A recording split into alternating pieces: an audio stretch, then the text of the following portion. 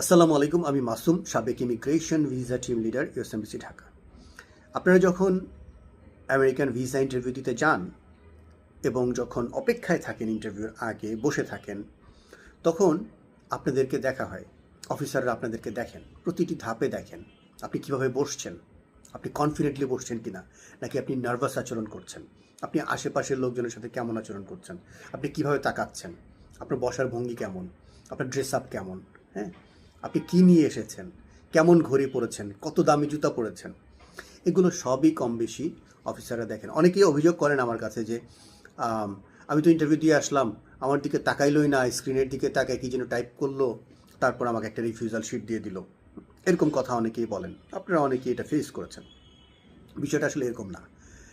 আপনাকে এমন হয়, ধরে নেন আপনি ইন্টারভিউ দিতে গিয়েছেন এবং আপনি ইন্টারভিউ ওয়েটিং রুমে তো ধরেন অ্যাট এ টাইম অনেক অনেক মানুষই বসতে পারে, তাই না?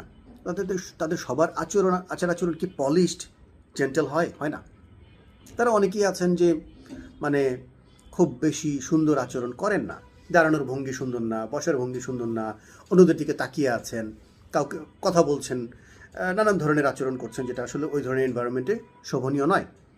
এটা দেখে অফিসার হয়তো, ধরেন আমি আপনার দিকে তাকিয়ে আছি, এইভাবে আপনার দিকে তাকিয়ে কথা বলছি, এখন এইখানে যদি এই বরাবর যদি কেউ কোনো ডানে বামে এরকম কানে কানে কথা বলে, এটাকে আমি দেখতে পাবো না? অবশ্যই পাবো। আমার তো তার দিকে এভাবে করে তাকানোর দরকার নেই।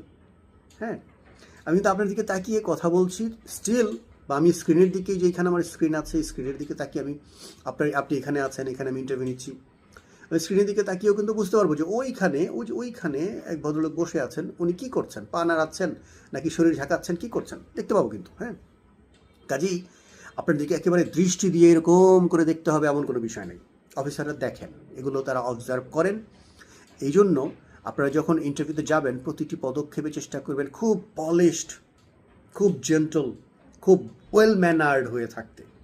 বসলে সুন্দরভাবে বসার কত ধরন আছে, কিভাবে বসলে কনফিডেন্স মিন করে, পায়ের উপর পা রাখবো কিনা, হাত কিভাবে রাখবো, ডকুমেন্টস কোথায় রাখবো, কিভাবে রাখবো, তাকাবো কিভাবে, নাকি অনেকে আছে এরকমভাবে হেলান দিয়ে বসে পড়লো। হ্যাঁ, মানে বুঝতে পারছেন তো আপনি কেমন আচরণ করা উচিত। ওখানে যতটুকু সময় আপনি অবস্থান করবেন, চেষ্টা করবেন খুব জেন্টল, ওয়েল ম্যানার্ড এবং ফোকাসড, কনফিডেন্ট, হ্যাঁ, এবং নার্ভাসনেস যাতে না আসে এবং যাতে মনে হয় যে আপনি ওয়েল প্রিপেয়ার্ড।